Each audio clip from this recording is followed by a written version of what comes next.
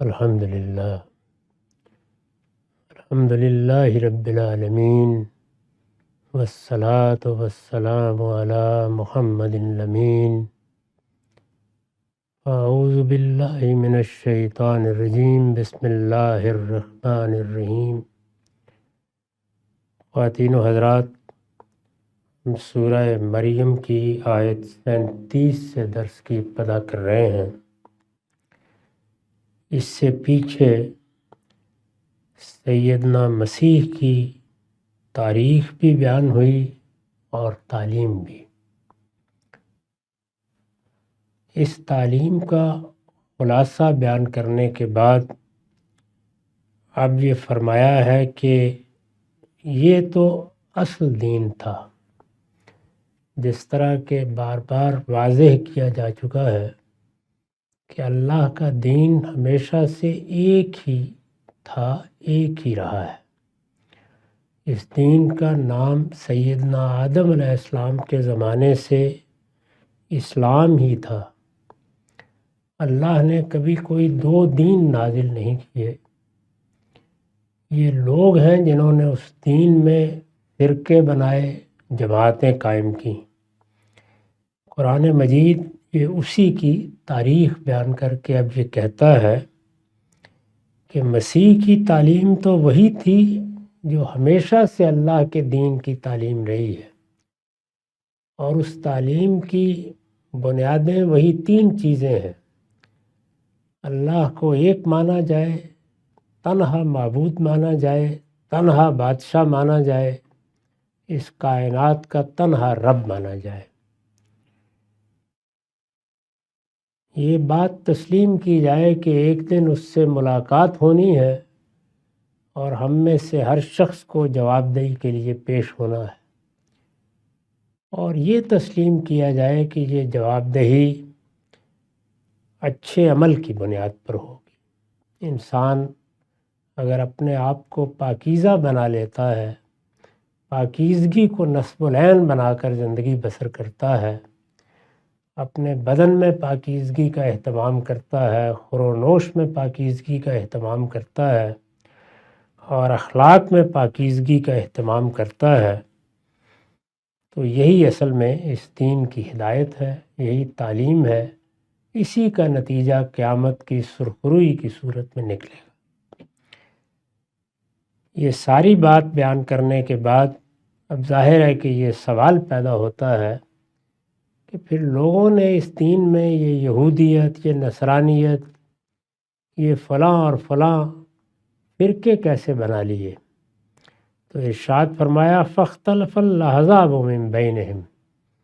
انسان اپنے دین اور اپنے مذہب کی تعلیمات میں جب سمجھنے کا عمل شروع کرتا ہے تو ماننے والوں میں مختلف مکاتب فکر بنتے ہیں، اور یہی مکاتب فکر جب اپنے حدود سے آگے بڑھ کر ایک دوسرے کی تضلیل و تکفیر شروع کر دیتے ہیں تو فرقے بن جاتے ہیں۔ فاختلف الاحزاب من بینہم۔ مسیح کی تعلیم تو یہی تھی، وہی اسلام، وہی دین، وہی پیغمبروں کی ہدایت، اس میں کوئی اختلاف نہیں تھا۔ پھر اس کے ماننے والوں کے اندر سے مختلف فرقوں نے باہم اختلاف کیا، یعنی اختلاف کبھی دین میں نہیں رہا۔ قرآن مجید فرما رہا ہے کہ اللہ نے کبھی دو دین، اللہ نے کبھی دو ہدایتیں الگ الگ نازل نہیں کیں، اس نے ہمیشہ ایک ہی دین نازل کیا ہے۔ یہ مسیح کے ماننے والے تھے جنہوں نے پھر فرقوں کی صورت میں باہم اختلاف کیا۔ فرقے انہوں نے بنائے، کسی نے اپنا نام نصرانی رکھ لیا، کسی نے مسیحی رکھ لیا، کسی نے یہودی رکھ لیا۔ یہ ان لوگوں کا کیا ہوا اختلاف ہے، اللہ نے کوئی الگ دین نہیں اتارا۔ ارشاد فرمایا فَوَيْلٌ لِّلَّذِينَ كَفَرُوا مِن مَّشْهَدِ يَوْمٍ عَظِيمٍ۔ تو اب ان کے لیے جنہوں نے ان حقائق کا انکار کر دیا ہے، یعنی یہ بات کہ مسیح کی تعلیم اصل اسلام کی تعلیم تھی، اس نے کوئی نیا دین پیش نہیں کیا تھا، وہی دین تھا جس کی ہدایت آدم علیہ السلام لے کر آئے تھے۔ سب پیغمبر اسی دین کا پیغام پہنچاتے رہے، مسیح بھی اسی دین کے پیغمبر تھے۔ یہ وہ لوگ ہیں جنہوں نے بعد میں اختلاف کیا، اور مسیح جن حقائق کے علمبردار تھے، جن چیزوں کی تعلیم دیتے تھے، انہوں نے ان کا انکار کر دیا، ان کو ماننے سے منکر ہو گئے۔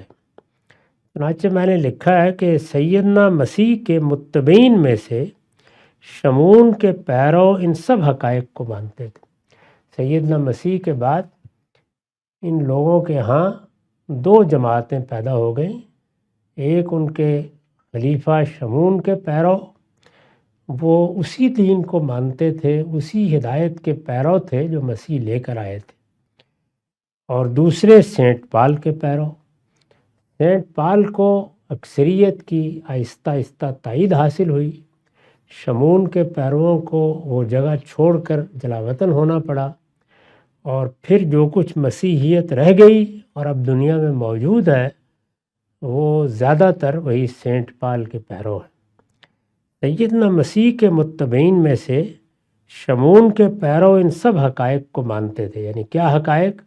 یہ کہ مسیح اللہ کے بندے اور رسول ہیں، یہ بات کہ وہ کوئی نئی دعوت لے کر نہیں آئے، یہ بات کہ وہ اللہ کی توحید ہی کی دعوت دینے آئے تھے، یہ بات کہ قیامت میں سب کو اللہ کی بارگاہ میں جمع ہونا ہے، اور وہاں مسیح بھی اسی طرح اللہ کی بارگاہ میں جواب دہی کے لیے پیش ہوں گے جس طرح دنیا کا ہر فرد پیش ہوگا۔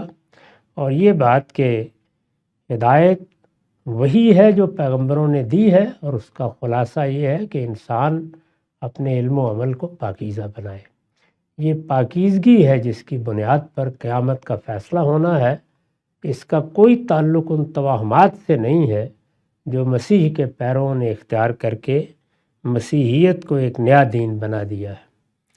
تو سیدنا مسیح کے متبعین میں سے شمون کے پیرو ان سب حقائق کو مانتے تھے، لہٰذا یہ اشارہ، یعنی یہ کون لوگ ہیں جنہوں نے حقائق کا انکار کر دیا، لہٰذا یہ اشارہ سینٹ پال کے پیرووں کی طرف ہے جو خود بھی کئی فرقوں میں بٹے ہوئے ہیں۔ یعنی ہیں سب سینٹ پال کے پیرو، لیکن اس کے بعد پھر وہ بھی متحد نہیں رہ سکے، فرقوں میں بٹ گئے۔ جگہ جگہ ان فرقوں کے الگ چرچ دیکھے جا سکتے ہیں۔ بڑی تقسیمیں تین ہی ہیں، ان میں کیتھولک ہیں، پروٹسٹنٹ ہیں، آرتھوڈاکس ہیں۔ لہٰذا یہ اشارہ سینٹ پال کے پیرووں کی طرف ہے جو خود بھی کئی فرقوں میں بٹے ہوئے ہیں۔ ان میں سب سے نمایاں کیتھولک اور پروٹسٹنٹ ہے۔ تو مسیح کی تعلیم فرمایا کہ یہی تھی، یہ بات کہ فرقہ بند لوگ ہیں جنہوں نے ان حقائق کا انکار کر دیا۔ تو ارشاد فرمایا کہ فویل للذین کفروا من مشہد یوم عظیم، تو اب ان کے لیے جنہوں نے ان حقائق کا انکار کر دیا ہے ایک ہولناک دن کی حاضری کے باعث خرابی ہے۔ جب جانتے بوجھتے حقائق کا انکار کر دیا جائے، جب صحیح تعلیم سے دانستہ منہ موڑ لیا جائے، تو دنیا میں تو انسان بہت کچھ بہانے بنا سکتا اور بہت کچھ عذر پیش کر سکتا ہے، لیکن ایک دن ایسا آنا ہے جب اختلافات کا فیصلہ ہونا ہے۔ تو ارشاد فرمایا کہ وہ بڑا ہولناک دن ہوگا، اور اس کی حاضری حقائق کے ظہور کی حاضری ہوگی، اس دن کی خرابی ہے۔ اس پر میں نے لکھا ہے اس لیے کہ اس دن تمام حقائق واضح ہو جائیں گے، اور سیدنا مسیح ان کے خلاف خود گواہی کے لیے کھڑے ہوں گے۔ قرآن مجید نے اس گواہی کی تفصیلات بیان کی ہیں۔ سورہ مائدہ کے آخر میں اگر دیکھیے تو بڑی تفصیل سے بتایا ہے کہ کس طرح مسیح علیہ السلام سے سوال کیا جائے گا، وہ کس طرح جواب دیں گے۔ ان سے پوچھا جائے گا کہ یہ جو الوہیت کے عقیدے ہیں، ان لوگوں نے تمہیں اور تمہاری ماں کو معبود بنا لیا، کیا یہ تعلیم تم نے ان کو دی تھی؟ وہ ظاہر ہے کہ اظہار برات کریں گے اور یہ کہیں گے کہ میں جب تک ان کے اندر رہا میں نے تو ان کو توحید کی تعلیم دی، آخرت کی منادی کی، ان کو اچھے اعمال اپنانے کے لیے کہا، یہ میرے بعد کیا کرتے رہے؟ پروردگار اس سے تو ہی باخبر ہے، میں اس سے واقف نہیں۔ تو اس طرح وہ اظہار برات کر دیں گے، اور پھر ظاہر ہے کہ جن لوگوں نے اپنے طور پر وہ دین ایجاد کیا ہے وہ اللہ کی بارگاہ میں جواب دہی کے لیے پیش ہو جائیں گے، یہ اس کے بارے میں بتایا ہے۔ سورہ مائدہ میں قرآن نے اس مشہد عظیم کی تفصیل کر دی، یعنی سورہ مائدہ کے آخر میں پوری تفصیل کے ساتھ وہ مکالمہ نقل کر دیا ہے جو قیامت میں ہوگا۔ اللہ تعالیٰ کیا سوال پوچھیں گے، مسیح کیا جواب دیں گے، ان کے پیروں کیا عذر پیش کریں گے، وہ سب وہاں بیان کر دیا ہے۔ تو یہ اس کا حوالہ دیا کہ ان لوگوں کے لیے اس دن کی خرابی ہے، یعنی وہ دن ان کے لیے کوئی بشارت لے کر نہیں آئے گا، وہ ان کے لیے بدقسمتی کا دن ہوگا۔ اس دن ان کے بہانے نہیں چلیں گے، اس دن ان کے عذر نہیں چلیں گے، یہ اس دن کٹہرے میں کھڑے ہو جائیں گے اور انہیں جواب دینا پڑے گا۔ جب مسیح جیسی شخصیت کو بھی وہاں کھڑے ہو کر جواب دینا پڑے گا کہ تم نے کیا تعلیم دی تھی، تو جنہوں نے آگے اس تعلیم میں بگاڑ پیدا کیا ہے وہ بھی بہرحال جواب دہ ہوں گے۔ ارشاد ہوا اسمع بہم و ابصر یوم یاتوننا لیکن الظالمون الیوم فی ضلال مبین، کیا خوب سنتے اور دیکھتے ہوں گے، یعنی اس وقت تو کان بند کر رکھے ہوئے، آنکھوں پر پردے ڈالے ہوئے، کوئی سننے کوئی دیکھنے کے لیے تیار نہیں۔ قرآن مجید کو اصرار ہے کہ انسان اگر سننے اور دیکھنے کے لیے تیار ہو جائے تو وہ ہدایت سے محروم نہیں رہ سکتا۔ انسان کیا کرتا ہے، وہ اپنی آنکھوں پر پردے ڈال لیتا ہے۔ اس کے لیے بازار سے کوئی پردے خرید کے نہیں لانے پڑتے، یہ پردے تعصبات کے پردے ہیں، یہ جذبات کے پردے ہیں۔ اس میں انسان اپنی عقل معطل کر لیتا ہے، اور جب انسان اپنی باغ جذبات کے ہاتھ میں دے دیتا ہے یا تعصبات کا پیرو ہو جاتا ہے یا اپنے آپ کو اپنے پہلے سے مانے ہوئے خیالات کا اسیر کر کے بیٹھ جاتا ہے، اس میں تنقیدی احساس ختم ہو جاتا ہے، تو آہستہ آہستہ اس کے یہ تعصبات اور جذبات اس کی آنکھوں کا پردہ اور کانوں کی ڈاٹ بن جاتے ہیں۔ نہ وہ سنتا ہے نہ وہ دیکھتا ہے۔ بارہا اس کا تجربہ ہوا ہوگا، سماجی، سیاسی، معاشرتی، مذہبی معاملات میں کسی شخص سے اگر آپ بات کریں تو وہ اصل میں بات سن نہیں رہا ہوتا، وہ حقائق کو دیکھنے سے بھی گریزاں ہوتا ہے۔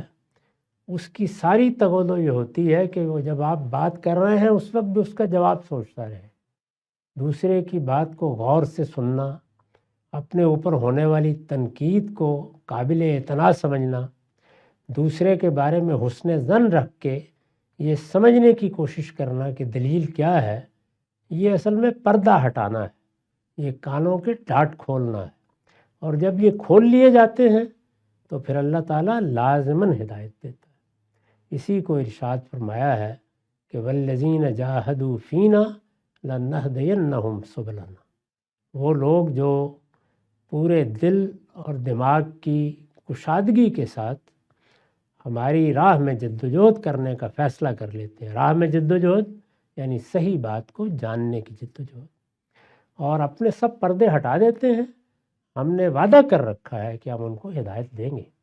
اللہ تعالیٰ ہدایت دینے میں کبھی بخل سے کام نہیں لیتے، وہ آخری درجے میں فیاض ہیں۔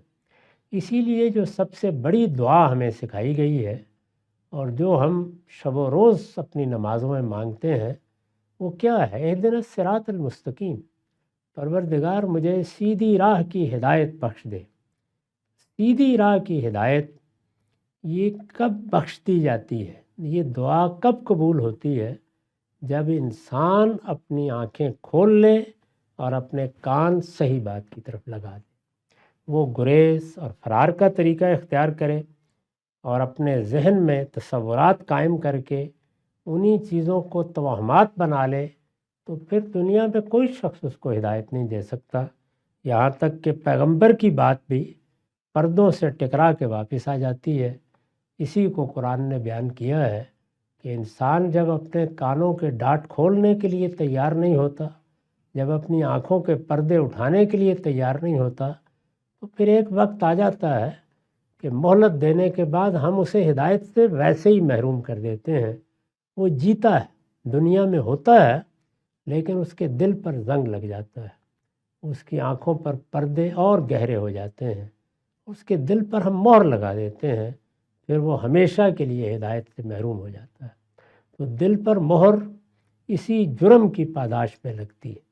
تعصبات کا اسیر ہو کر آدمی کسی بات کو سنے، اس پر کھلی گفتگو کے لیے تیار نہ ہو، تنقید کو برداشت کرنے کے لیے تیار نہ ہو، تو پھر یہی ہوتا ہے اس کے ساتھ۔ اسمع بہم وابصر، کیا خوب سنتے اور دیکھتے ہوں گے، یعنی پھر آنکھیں کھل جائیں گی، پھر کان بھی کھل جائیں گے۔ قیامت میں کسی کے لیے اس طرح کے گریز و فرار کی کوئی گنجائش نہیں رہے گی۔ یوم یاتوننا، جس دن ہمارے سامنے حاضر ہوں گے، یعنی یہ آنکھیں کب کھلیں گی اور یہ کان کب سننے کے لیے مجبور ہو جائیں گے؟ فرمایا اس دن جس دن ہمارے سامنے حاضر ہوں گے، ہماری بارگاہ میں آئیں گے۔ لیکن الظالمون اليوم فی ضلال مبین، مگر آج یہ ظالم کھلی گمراہی میں پڑے ہیں، یعنی انہیں اندازہ ہو جائے گا کہ یہ دن ہے کہ جس میں گمراہوں کو خدا نے الگ کر دیا اور ہدایت پانے والوں کو الگ کر دیا۔ جب ہدایت اور ضلالت کو الگ الگ کر کے لوگوں کی جماعت بندی ہوگی تو یہ آنکھوں سے دیکھیں گے کہ ہمارا مقام کیا ہے، ہم کہاں کھڑے ہیں۔ اس دن یہ کھلی گمراہی میں ہوں گے۔ وَأَنذِرْهُمْ يَوْمَ الْحَسْرَةِ إِذْ قُضِيَ الْأَمْرُ، اے پیغمبر انہیں حسرت کے اس دن سے خبردار کر دو۔ یہ قیامت کے دن کو حسرت کا دن کہا ہے، خدا کے سامنے حاضری کے دن کو حسرت کا دن کہا ہے۔ کیوں کہا ہے؟ میں نے وضاحت کی ہے، خدا کے سامنے حاضری کے دن کو حسرت کا دن اس لیے کہا ہے کہ اس دن سب لوگ حسرت کے ساتھ کہیں گے کہ اے کاش ہمیں ایک مرتبہ پھر دنیا میں جانا نصیب ہو جائے تاکہ ہم ایمان اور عمل صالح کی زندگی گزار کر یہاں سے واپس آئیں۔ تو یہ لوگوں کے لیے حسرت کا دن بن جائے گا، اس وقت واپسی کی کوئی گنجائش نہیں ہوگی۔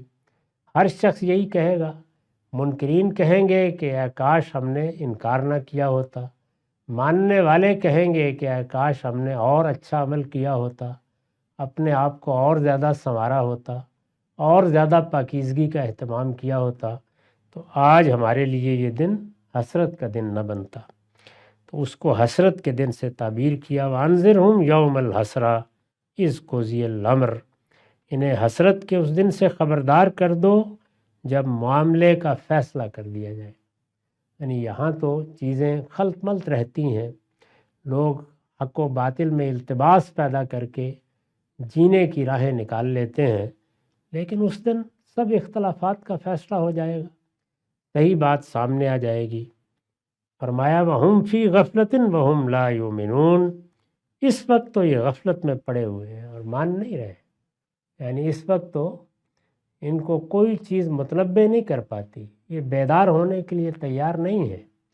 یہ وقت ان کے لیے تنبیہ کا وقت تھا، یہ اٹھتے، آنکھیں ملتے، بیدار ہوتے تو ان پر حقائق واضح ہو جاتے، لیکن یہ غفلت میں پڑے ہیں اور فیصلہ کیے بیٹھے ہیں کہ کسی صحیح بات کو نہیں مانیں گے۔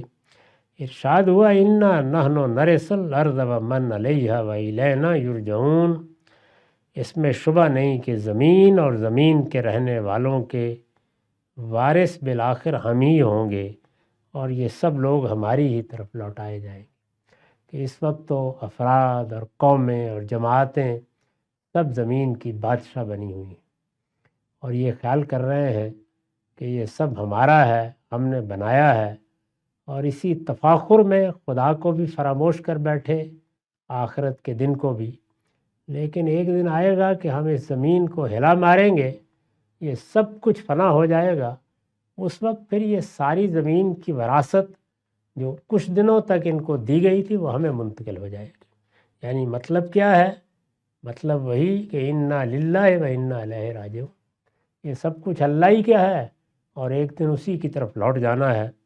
تو فرمایا کہ انا نحن نرث الارض ومن علیہا، اس میں شبہ نہیں کہ زمین اور زمین کے رہنے والوں کے وارث بالآخر ہم ہی ہوں گے۔ نہ زمین کے خزانے ان کے پاس رہیں گے، نہ زمین پر جن لوگوں کو بھیجا گیا ان پر کسی کا کوئی اختیار رہے گا، سب کے وارث بالآخر ہم ہی ہوں گے، وَإِلَيْنَا يُرْجَعُونَ، اور یہ سب لوگ ہماری ہی طرف لوٹائے جائیں گے۔ مطلب کیا ہے؟ میں نے وضاحت کی ہے، یعنی کسی اور کی طرف نہیں۔ جب یہ لوٹنے کا دن آئے گا تو کیا یہ اپنے معبودوں کی طرف لوٹائے جائیں گے، جن کو یہ بڑی حیثیت دیتے ہیں، ان کی بارگاہ میں پیش کیے جائیں گے؟ جن لیڈروں اور رہنماؤں کے لیے جھوٹ بولتے اور طرح طرح کی بہتان ترازیاں کرتے ہیں، کیا ان کے پاس پہنچیں گے؟ ہمارے پاس آئیں گے۔ تو فرمایا یعنی کسی اور کی طرف نہیں بلکہ ہماری ہی طرف لوٹائے جائیں گے۔ اس لیے یہ توقع نہ رکھیں کہ وہاں کوئی ان کی مدد کے لیے کھڑا ہو جائے گا۔ یہ خیال نہ کریں کہ جن کو یہ بڑی اہمیت دیتے ہیں اور جن کو اپنے معبود بناتے ہیں اور جن کو دیوی دیوتا بنا کے پوجتے ہیں اور جس دنیا کی پرستش میں یہ مبتلا ہیں، ان میں سے کوئی چیز بھی وہاں ان کی مدد کے لیے کھڑے ہوگی؟ کوئی کھڑا نہیں ہو سکے گا، یا اذن الہی کے بغیر یہ کسی سے اپنی سفارش کرا لیں، یعنی نہ کوئی وہاں شفاعت کرنے کی جسارت کر سکے گا، نہ اپنی طرف سے کوئی بات کہہ سکے گا۔ اللہ کسی کو اجازت دے گا تو کوئی بولنے کی جرت کرے گا، ورنہ کسی کا وہاں کوئی کام نہیں ہے۔ وہ تنہا پروردگار کی حاضری کا دن ہوگا۔ تو اس طرح سے گویا مسیحی قوم کو تنبیہ فرمائی کہ مسیح کی تعلیم ہم نے تم پر واضح کر دی ہے، یہ اس کی تعلیم تھی۔ یہ تمہارے فرقہ بند پیشوا ہیں جنہوں نے گروہ در گروہ اختلافات پیدا کیے، یہ ساری گمراہیاں ان کی ایجاد کردہ ہیں۔ مسیح نے کسی گمراہی کی ابتدا نہیں کی تھی، لہٰذا اس دن سے ڈرو جو حسرت کا دن بن جائے گا، اور اس دن سب کو ہماری بارگاہ میں جواب دہ ہونا ہوگا۔ اس کے بعد ارشاد ہوا وَاذْكُرْ فِي الْكِتَابِ ابراہیم، یعنی یہ تو مسیح کی سرگزشت تھی اور یہ مسیح کی تعلیم تھی اور یہ مسیح کے ماننے والوں کے لیے ہماری تنبیہ تھی۔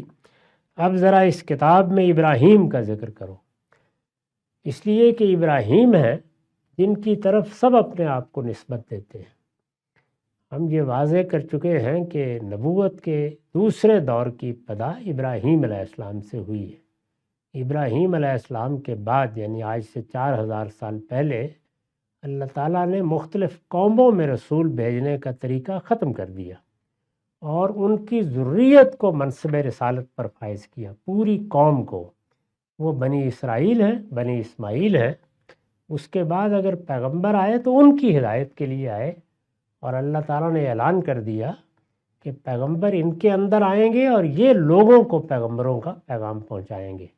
اس کو قرآن مجید نے سورہ بقرہ میں اس طرح بیان کیا ہے کہ ہم نے تم کو ایک درمیان کی امت بنایا ہے، تمہارے ایک طرف رسول ہے، دوسری طرف دنیا کی قومیں ہیں، اور اس لیے بنایا ہے کہ لِتَكُونُوا شُهَدَاءَ عَلَى النَّاسِ وَيَكُونَ الرَّسُولُ عَلَيْكُمْ شَهِيدًا، کہ رسول تم پر گواہی دے اور تم دنیا کی قوموں پر گواہی دو۔ تو اللہ تعالیٰ نے پچھلے 4000 سال سے قوموں میں الگ الگ رسول بھیجنے کا سلسلہ ختم کر کے بنی اسماعیل اور بنی اسرائیل یعنی ابراہیم علیہ السلام کی اولاد کو بحیثیت قوم کھڑا کر دیا ہے کہ وہ دنیا کے سامنے حق کا پیغام پہنچائیں۔ چنانچہ اسی مقصد سے اللہ تعالیٰ نے 2 علاقے بھی خاص کیے، ایک فلسطین کا علاقہ، ایک جزیرہ نما عرب، اور ان سے کہا کہ وہ یہاں آباد ہوں اور دنیا کی قوموں کے لیے ہدایت کا ذریعہ بنے۔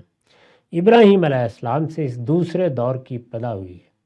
ان کے بعد پھر نبی انہی کی اولاد میں آئے ہیں، حضرت مسیح بھی انہی کی اولاد میں سے تھے، محمد الرسول اللہ بھی انہی کی اولاد میں سے تھے۔ تو اب اس لیے سب کے ابو الآباء کا ذکر کیا، کیونکہ یہ قرآن نے سورہ حج کے آخر میں بتایا ہے کہ ابراہیم علیہ السلام نے ان کو یہ کہا تھا کہ تمہارا نام بھی ہمیشہ مسلمان ہی ہوگا، ہوا سماکم المسلمین، اپنے الگ الگ نام نہ رکھنا اور اللہ کے دین کی گواہی دینے والے بننا۔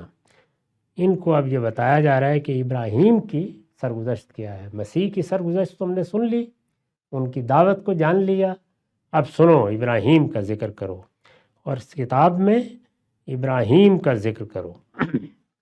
میں نے وضاحت کی ہے کہ پیچھے نصارہ کو سیدنا مسیح علیہ السلام کے حوالے سے جن حقائق پر توجہ دلائی ہے، یعنی ان کے پیغمبر جن کو وہ پیغمبر کی حیثیت دے کر اپنے آپ کو ان سے منسوب کرتے ہیں، وہ تو مسیح علیہ السلام ہے۔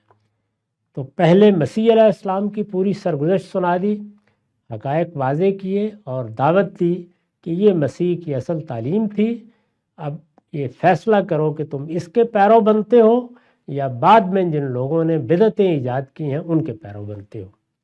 یہ اب انہی کو یعنی مسیح علیہ السلام کے پیرووں کو دوسرے انبیاء علیہ السلام کی تعلیمات سے موقت کیا ہے، یعنی اب یہ بتایا ہے کہ وہی باتیں جو مسیح نے کہی تھیں، وہی ہدایت جو مسیح لے کر آئے تھے، یہ مسیح نے بھی کوئی نئی بات نہیں کہی تھی، بلکہ یہ سب پیغمبروں کا دین تھا۔ تو چنانچہ ایک ایک کو لے کر اب بتایا جا رہا ہے۔ اس میں سب سے پہلے ابراہیم علیہ السلام کا ذکر ہوا ہے، اس لیے کہ دعوت و شہادت کے لیے ذریت ابراہیم کے انتخاب سے جس دور نبوت کی ابتدا ہوئی اس کے امام وہی، یعنی سیدنا ابراہیم سے نبوت کا جو دوسرا دور شروع ہوا ہے، یعنی الگ الگ قوموں کی طرف رسول بھیجنے کی بجائے دو قوموں کو کھڑا کر دینا، ابراہیم کی ذریت کو کھڑا کر دینا کہ وہ ہدایت پیغام لے کر دنیا کے سامنے جائیں۔ اب یہ چونکہ اس کے امام وہی ہیں، ان سے ابتدا ہوئی ہے، یہ قوم ان کی اولاد میں سے تیار کی گئی ہے، تو اس لیے سب سے پہلے ان کا ذکر کیا ہے۔ اور اس کتاب میں ابراہیم کا ذکر کرو، فرمایا انہو کانا صدیقا نبیہ، بے شک وہ ایک راست باز انسان اور اللہ کا نبی تھا۔ یہ اب ابراہیم کا تعارف کرایا کہ اللہ تعالیٰ نے اس کو بڑے منصب کے لیے منتخب کیا، وہ اللہ کی طرف سے قیامت کی خبر دینے کے لیے نبی بنایا گیا۔ لیکن کیا ایسے ہی انتخاب کر لیا؟ وہ صدیق تھا، یعنی ایک آخری درجے میں راست باز انسان تھا۔ یہ معلوم ہے کہ پیغمبروں کے بعد جو درجات قرآن نے بیان کیے ہیں وہ بنیادی طور پر تین ہی ہیں۔ یہ جو ہمارے ہاں لوگوں نے ایجاد کر لیے ہیں وہ ایجاد بندہ ہے، یہ کتب ہے، یہ ابدال ہے، یہ غوث ہیں، یہ فلاں ہے۔ اسی طرح ایک ولایت کا منصب ایجاد کر لیا گیا ہے جس کا کوئی ذکر ہی قرآن میں نہیں ہے۔ قرآن مجید جن مناصب کا ذکر کرتا ہے یا درجات کا ذکر کرتا ہے وہ پیغمبروں کے بعد یا صدیقین ہے یا شہداء ہے یا صالحین ہے۔ وہ قرآن مجید کی تقسیم بالکل الگ ہے، چنانچہ جو سب سے بڑا درجہ ہے وہ صدیق کا ہے۔ سیدنا ابو بکر کو الصدیق کہا گیا، سب صحابہ صدیقین تھے، لیکن ان میں سے جو غیر معمولی شخصیت تھی اس کو صدیق الف لام کے ساتھ یعنی دی صدیق، اصل میں لفظ صدیق آیا ہے۔ سیدنا ابراہیم علیہ السلام کا یہ وصف یہاں اس لیے نمایاں کیا ہے کہ اہل کتاب اور مشرکین عرب، وہ بھی ظاہر ہے کہ بنی اسماعیل ہیں، وہ بھی ابراہیمی کو اپنا باپ، اپنا پیشوا، اپنا امام مانتے تھے۔ اہل کتاب کے دونوں گروہ، یہود بھی اور نصارہ بھی، وہ بھی یہی مانتے تھے۔ تو دونوں کو توجہ دلائی جائے کہ جن کو اپنا ابوالآبا کہتے ہو، یعنی جن کو اپنا پیشوا بھی کہتے ہو اور جن کو اپنا بزرگ بھی کہتے ہو، وہ تمہاری طرح خدا سے بدعہدی اور بے وفائی کرنے والے نہیں تھے، بلکہ راست باز، صداقت شعار اور خدا کے کامل وفادار تھے۔ انسان اپنے علم میں سچا ہو، اپنے عمل میں سچا ہو، اپنی نیت میں سچا ہو اور اپنے ارادے میں سچا ہو تو اس کو عربی زبان میں صدیق کہتے ہیں۔ اردو زبان میں آپ راست باز ترجمہ کر سکتے ہیں، بلکہ راست باز، صداقت شعار اور خدا کے کامل وفادار، یہ ظاہر ہے کہ ایک صدیق کی خصوصیات و اوصاف ہیں۔ تو فرمایا کہ ابراہیم یہ تھے، لہٰذا ان سے نسبت اور ان کی وراثت کے حقدار بننا چاہتے ہو تو ایک ہی راستہ ہے، اور وہ یہ کہ ان کے یہ اوصاف تم بھی اپنے اندر پیدا کرنے کی کوشش کرو۔ تو ابراہیم علیہ السلام کا تعارف کراتے ہوئے بھی تنبیہ کر دی ہے کہ تم اپنے گریبان میں منہ ڈال کر دیکھو، جس کو اپنا ابوالآبا کہتے ہو وہ ایسا راست باز انسان تھا، اس کا ہم نے پھر نبوت کے لیے انتخاب کیا۔ آگے پھر اب یہ بتایا ہے کہ انہوں نے نبوت کے منصب پر فائز ہونے کے بعد اپنے والد کو کس طرح سے دین کی دعوت دی۔ ان کے والد ایک بڑے پروہت بھی تھے، ان کو اپنی قوم میں بھی ایک بڑا ممتاز مقام حاصل تھا۔ ابراہیم نے والد کے سامنے یہ دعوت رکھی۔ یہ بڑی مشکل چیز ہوتی ہے، جن لوگوں کو کبھی اس مرحلے سے گزرنا پڑا ہے وہ جانتے ہیں وہ دعوت کیا تھی، کس خوبصورتی سے، کس درد مندی سے اور دل سوزی سے پیش کی گئی۔ اس کا ہم اگلی نشست میں مطالعہ کریں گے۔ اقول قولی ھذا واستغفر اللہ لی ولکم ولسائر المسلمین۔